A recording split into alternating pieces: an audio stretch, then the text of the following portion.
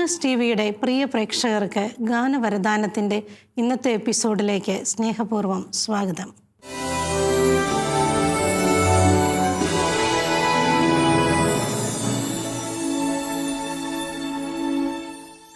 Michael Panachickal അച്ഛൻ ഗാനങ്ങൾ മാത്രമല്ല, അച്ഛൻ്റെ ശുശ്രൂഷാ മേഖലയിലെ സമ്പൂർണ്ണ ബൈബിൾ ആദ്യമായി നമുക്ക് ഓഡിയോ ബുക്കായി സമ്മാനിച്ചത് പ്രിയപ്പെട്ട മൈക്കിൾ പനച്ചിക്കൽ അച്ഛനാണ്.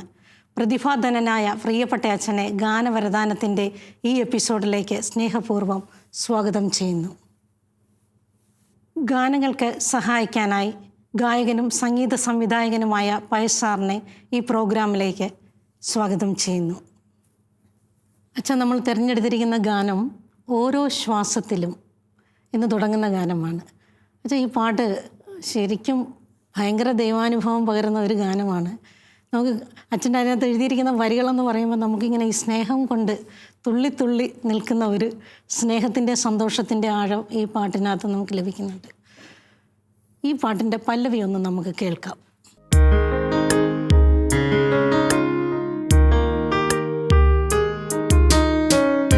ഓരോ ശ്വാസത്തിലും ഉരുവിടുവാൻ നാവിൽ തിരുനാമമെപ്പോഴും കരുതി വയ്ക്കും.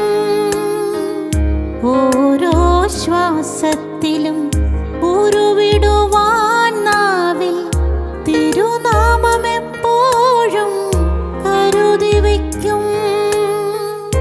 ആത്മീയ സന്തോഷം ആസ്വദിക്കാനായി പാപസുഖം ഞാൻ പരിത്യജിക്കും.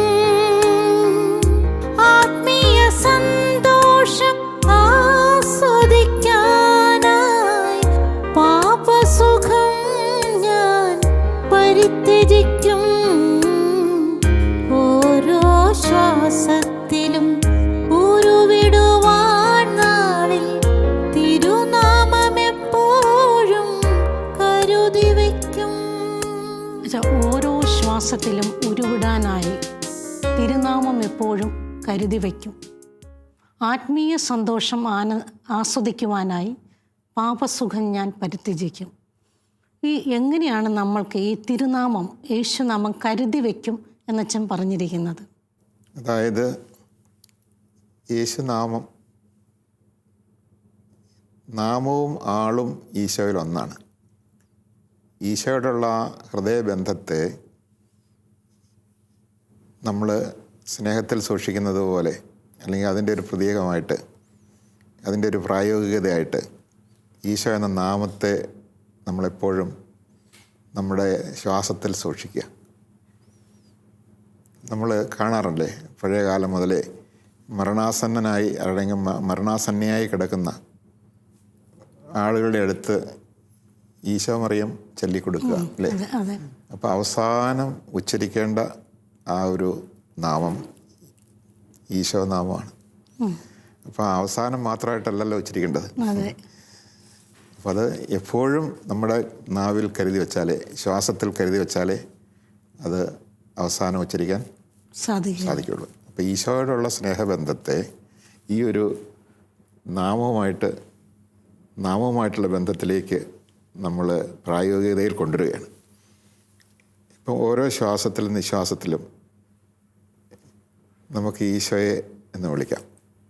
അത് പുറത്തൊരു സ്വരമായിട്ട് കേൾക്കണമെന്നില്ല, അല്ലാതെ തന്നെ നമുക്ക് ആ ശ്വാസത്തിൻ്റെ താളത്തിൽ ഈശോ എന്ന് പറയാം.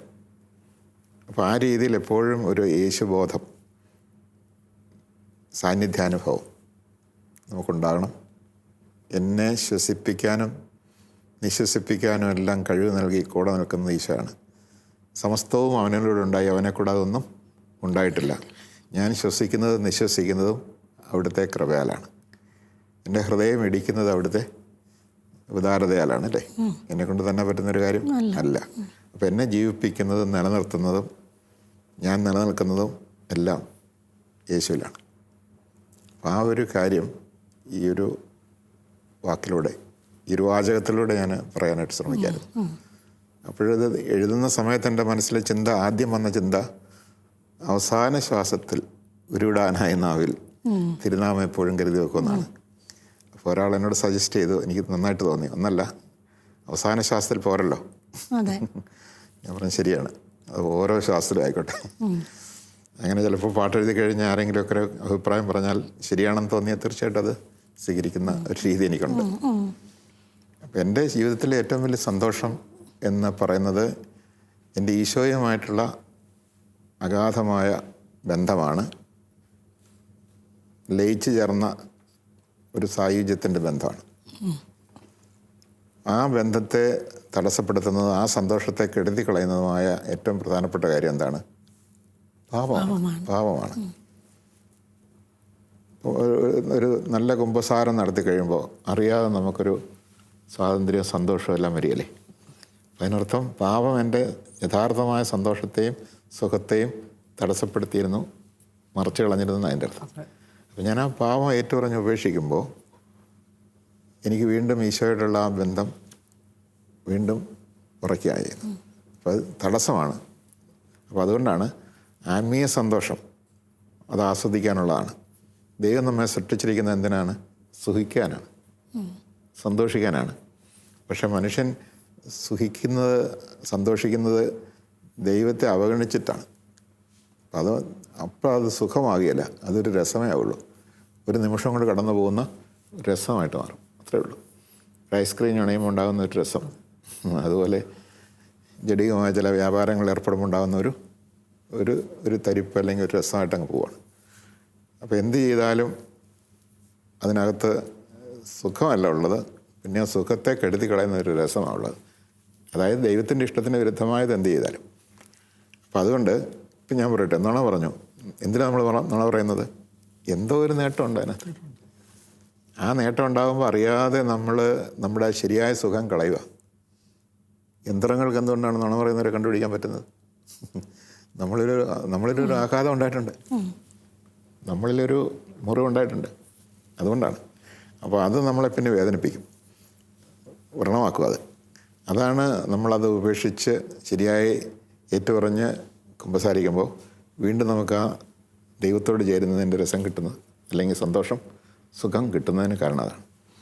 അപ്പോൾ അതുകൊണ്ട് ഞാൻ എടുക്കേണ്ട ഒരു തീരുമാനമാണ്, എൻ്റെ ഈശോയോടുള്ള ഐക്യത്തിന് തടസ്സമായി നിൽക്കുന്ന പാപത്തിൻ്റെ സുഖം എനിക്ക് വേണ്ട. അതൊരു നഷ്ടക്കച്ചവടമാണ്. അപ്പോൾ അതുകൊണ്ട് അതാണ് അടുത്ത വരിയിൽ പറയുന്നത്. ആത്മീയ സന്തോഷം ആസ്വദിക്കാനായി പാപസുഖം ഞാൻ പരിത്യജിക്കും. ദൈവത്തിന് ഇഷ്ടമില്ലാത്തത്, ദൈവം അരുതെന്ന് പറഞ്ഞ കാര്യങ്ങൾ, ദൈവഹിതത്തിന് വിരുദ്ധമായത് എനിക്കും വേണ്ട. ആ ശക്തമായ നിലപാടാണ് ഇവിടെ പ്രഖ്യാപിക്കുന്നത്. നമുക്കിനി അനുപല്ലവി ഒന്ന് കേൾക്കാം.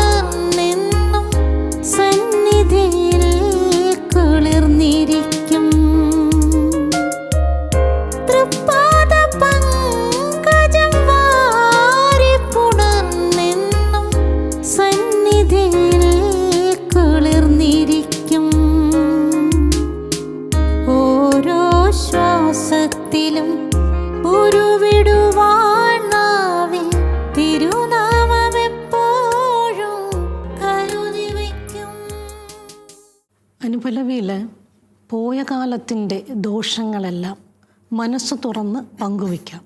അതുപോലെ തൃപ്പാദ പങ്കജം വാരിപ്പുണർന്ന്. അപ്പോൾ ഇതിനകത്ത് ഈ പങ്കജം എന്ന് പറയുന്ന ഒരു വാക്ക് എന്താണ് ഇതിനകത്ത് ധ്വനിച്ച് കാണിക്കുന്നത്? അത് വിശദീകരിക്കാം.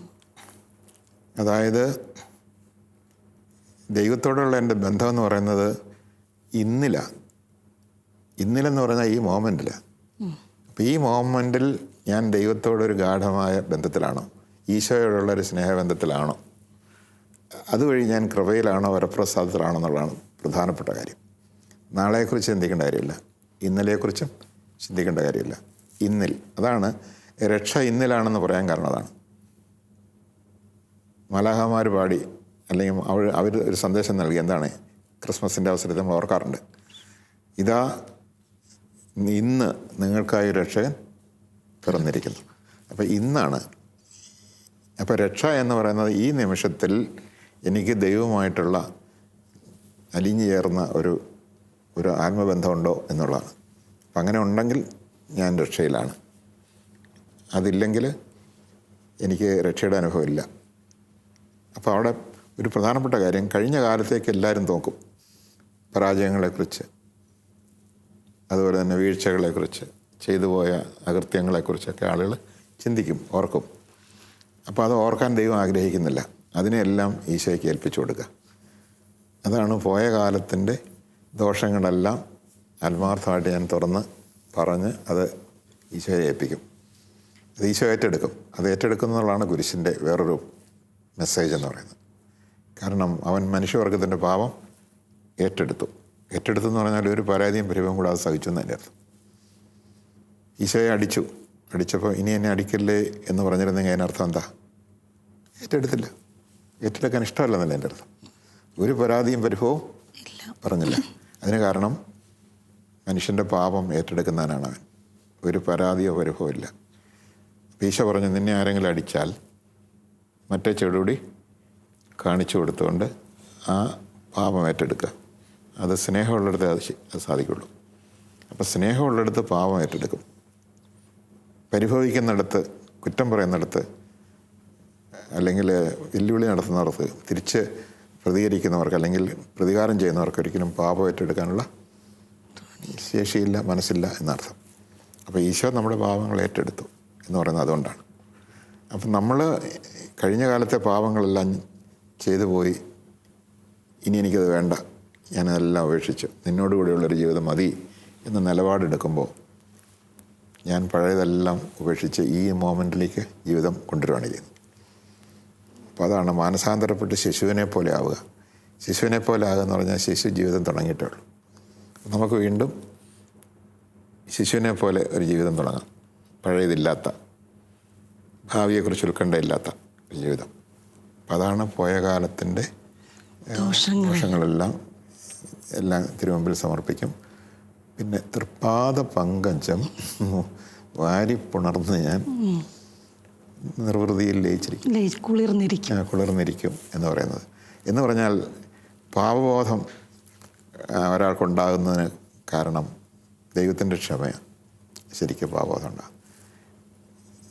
പാപിനിയായ സ്ത്രീയെ ഈശോ പാപം മോചിച്ച് സ്വതന്ത്രയാക്കി. കല്ലെറിയാനായിട്ട് കൊണ്ടുവന്നൊരു സ്ത്രീയില്ലേ, ആ കല്ലെറിയാനായിട്ട് കൊണ്ടുവന്ന സ്ത്രീക്ക് ദൈവം സൗജന്യമായിട്ട്, ഈശോ സൗജന്യമായിട്ട് പാപമോചനം കൊടുത്തു. ഞാൻ നിന്നെ കുറ്റം വിധിക്കുന്നില്ല, നീ ഇനി മേൽ പാപം ചെയ്യണ്ട, പാപം ചെയ്യാതിരിക്കുക, എന്നോട് ആയിരിക്കുക. പിന്നെ അവൾ ചെയ്തെന്താ? ആ തൃപ്പാദ പങ്കജം വാരി പുണർന്ന് നിർവൃതിയിൽ കുളിർന്നിരിക്കുകയാണ് ചെയ്തത്. അപ്പം നമ്മുടെ ആ ദൈവമായിട്ടുള്ള ആ ബന്ധത്തിൻ്റെ ആഘോഷമാണ് വാസ്തവത്തിൽ പാപമോചനം കിട്ടിയ ഒരാളുടെ അനുഭവം. പങ്കജം എന്ന വാക്കിനെ കുറിച്ച് പറയുമ്പോൾ താമര എന്നാണ് അതിനർത്ഥം. ആ വാക്കിൻ്റെ അർത്ഥം താമരപ്പൂവ്. പങ്കത്തിൽ ജനിക്കുന്നത്. പങ്കം എന്ന് പറഞ്ഞാൽ ചേറാണ്, ചെളിയാണ്, ചേറാണ്. അപ്പോൾ പങ്കത്തിലാണത് ജനിക്കുന്നതെങ്കിലും അതിൽ പങ്കമില്ല, അത് പരിശുദ്ധമാണ് എന്ന് പറയുന്നത് പോലെ ഈശോ മനുഷ്യരിൽ ഒരാളായിട്ടാണ് ഈശോ ജനിച്ചത്. ഈശോയുടെ പൂർവ്വകാലത്തെ ജീനിയോളജി അല്ലെങ്കിൽ വംശാവലി എടുത്ത് നോക്കിയാൽ അതിനകത്ത് വീഴ്ച പറ്റിയവരെല്ലാം ഉണ്ടല്ലോ. അതിനകത്ത് എത്രയോ പേരുണ്ട്, ദാവീദ് മുതൽ അല്ലേ, വീഴ്ച പറ്റിയവരൊക്കെ ഉണ്ട്. പക്ഷെ അങ്ങനെയുള്ളൊരു തലമുറയിലാണ് ഈശോ ജനിച്ചതെങ്കിലും ഈശോയ്ക്ക് പാപത്തിൻ്റെതായ യാതൊരു ഒരു കളങ്കവും ഇല്ലായിരുന്നു. നിങ്ങളിൽ ആർക്കെന്നിൽ പാപം തെളിയിക്കാൻ സാധിക്കുമെന്ന് ഈശോ വെല്ലുവിളിച്ചു. ഇതുപോലെ തന്നെ നമ്മളും പാപമംഗലമായൊരു ലോകത്തിലാണ്, ഒരു തലമുറയിലാണ് ജനിച്ചതെങ്കിലും നമുക്കും ഈശോ സഹായിച്ചാൽ, ഈശോയുടെ കൃപയുള്ളപ്പോൾ, ഈശോ പാപം മോചിച്ച് നമ്മളെ കൃപയിൽ നിറയ്ക്കുന്നതുകൊണ്ട് നമുക്കും കളങ്കമില്ലാതെ ജീവിക്കാൻ പറ്റും. അപ്പോൾ ആ ഒരു സൂചന കൊടുക്കാൻ വേണ്ടിയാണ് ഞാനിങ്ങനെ ആ രീതിയിൽ ഒരു വാക്ക് പ്രയോഗിച്ചത്. നമ്മൾ ഓരോ വാക്ക് പ്രയോഗിക്കുമ്പോഴും അതിൻ്റെ വേണ്ടി ചില സൂചനകൾ കൊടുക്കുന്നുണ്ട്. അപ്പോൾ ചില വാക്കുകളുടെ ഒറിജിന് ഓരോ പ്രത്യേക സാഹചര്യത്തിലാണത് ഒറിജിനേറ്റ് ചെയ്ത് വരുന്നത്. അപ്പോൾ അതിന് അവിടെ അർത്ഥമുണ്ട്. ഇപ്പം മർത്യൻ എന്ന് പറഞ്ഞാൽ എന്താ അർത്ഥം? മനുഷ്യൻ എന്നല്ല. മർത്യൻ എന്ന് പറഞ്ഞാൽ മരണമുള്ളവനെന്നർത്ഥം. മനുഷ്യൻ എന്ന് പറഞ്ഞാൽ എന്താ അർത്ഥം? അത് ഭാരതീയ സങ്കല്പം അനുസരിച്ച് മനുവിൽ നിന്നാണ്. ആ മനുവിൽ നിന്ന് വന്നവനാണ് മനുഷ്യൻ. ഓരോന്നിനും ഒറിജിനൽ അർത്ഥമുണ്ട്. ധ്വനി കൂടുതലുള്ള വാക്കുണ്ട്, ധ്വനി കുറവുള്ള വാക്കുണ്ട്, വിപരീത ധ്വനിയുള്ള വാക്കുകളുണ്ട്. അപ്പോൾ അതുകൊണ്ടാണ് ചമത്കാരമുള്ള വാക്കുകൾ, എല്ലാ പദങ്ങളും വർണ്ണങ്ങളും നമുക്ക് ഗാനത്തിലോ കവിതയിലോ ഉപയോഗിക്കാൻ പറ്റില്ല. അങ്ങനെയുള്ള ഒരെണ്ണം വന്ന് വീണാൽ മതി, ഈ കവിതയുടെ സുഖം നഷ്ടപ്പെടും. അപ്പം അങ്ങനെ ഓരോ പദങ്ങളും പ്രയോഗിക്കുന്നതിൻ്റെ പിന്നിൽ ചില കാര്യങ്ങൾ ഉണ്ട്. നമുക്ക് ചരണം ഒന്ന് കേൾക്കാം.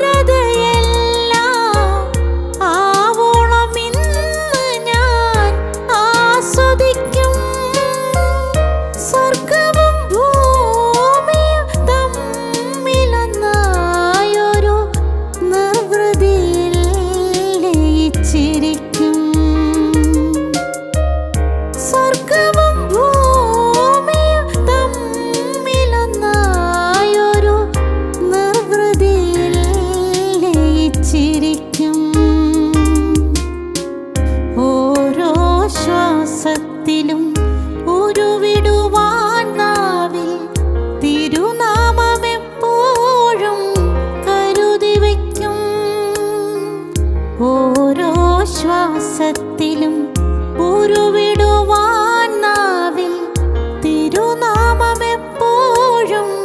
കരുതി വയ്ക്കും. ആത്മീയ സന്തോഷം ആസ്വദിക്കാനാ പാപസുഖം ഞാൻ പരിത്യജിക്കും. ആത്മീയ സന്തോഷം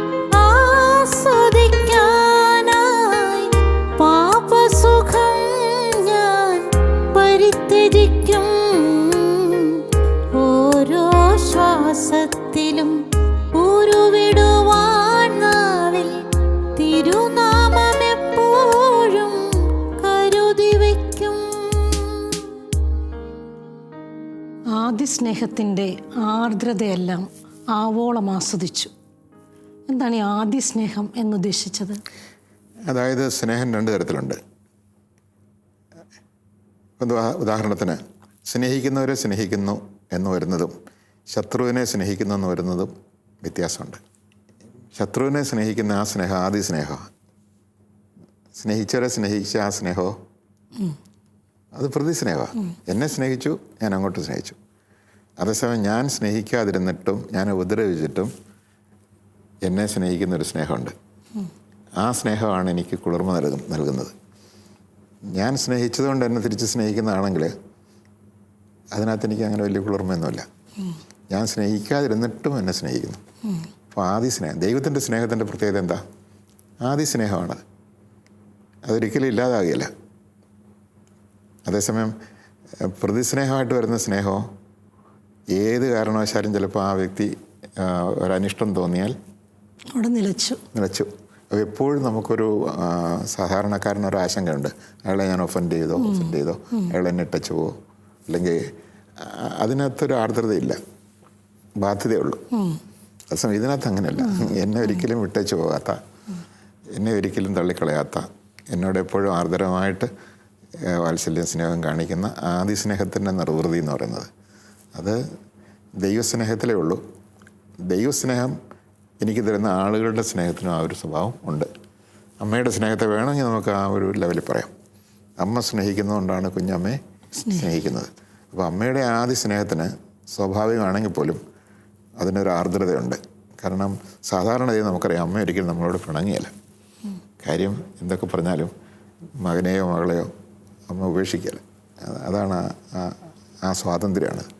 അപ്പോൾ ഞാൻ ആദ്യ സ്നേഹത്തിൻ്റെ ആ കുളിർമയിൽ, ആർദ്രതയിൽ ഇങ്ങനെ ഇരിക്കുക എന്ന് പറഞ്ഞാൽ അത് ദൈവത്തോട് ചേർന്നിരിക്കുന്നവർക്കുണ്ടാകാവുന്ന വലിയ നിർവൃതിയാണിത്.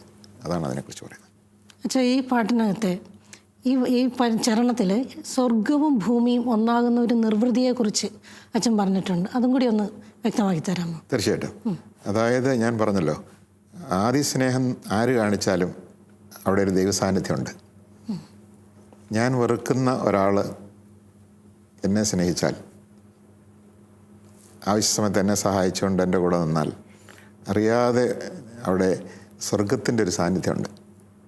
അപ്പോൾ അവിടെ സ്വർഗവും ഭൂമി എന്ന് പറയുന്നത് എൻ്റെ പക്ഷമാണ്, ആ ആളിൻ്റെ പക്ഷം സ്വർഗമാണ്.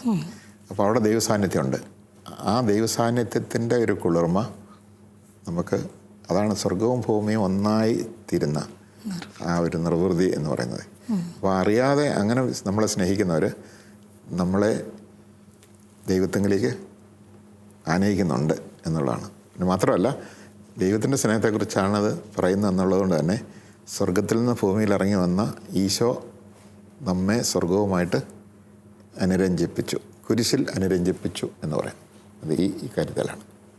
പക്ഷേ ഈ ഗാനം സംഗീതം പകർന്നിരിക്കുന്നത്, ഈ ഗാനത്തിന് സംഗീതം പകർന്നിരിക്കുന്നത് സണ്ണി സ്റ്റീഫനാണ്.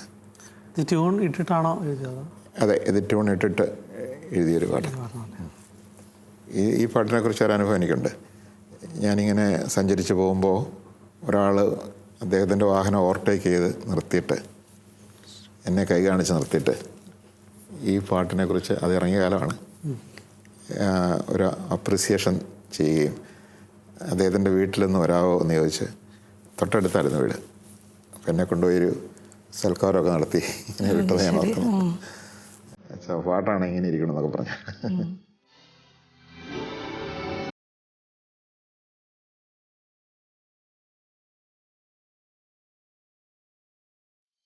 ഇന്ന് നമുക്ക് അച്ഛനിൽ നിന്നും ലഭിച്ച സന്ദേശം, ദൈവവുമായൊരു ഗാഢബന്ധം ഉണ്ടാകുവാൻ കഴിഞ്ഞ കാലത്തിൻ്റെ എല്ലാ പാപ അവസ്ഥകളും കർത്താവിന് കൊടുത്തുകൊണ്ട് പാപങ്ങൾ ഉപേക്ഷിച്ച് ഏറ്റുപറയുക. ഈ സന്ദേശം ഞങ്ങൾക്ക് നൽകിയ അച്ഛന് നന്ദി. ഗാനങ്ങൾക്ക് സഹായിച്ച പയസാറിനും നന്ദി. ഗാനവരദാനത്തിൻ്റെ ഇന്നത്തെ എപ്പിസോഡ് ഇവിടെ പൂർണ്ണമാകുന്നു. നന്ദി, നമസ്കാരം.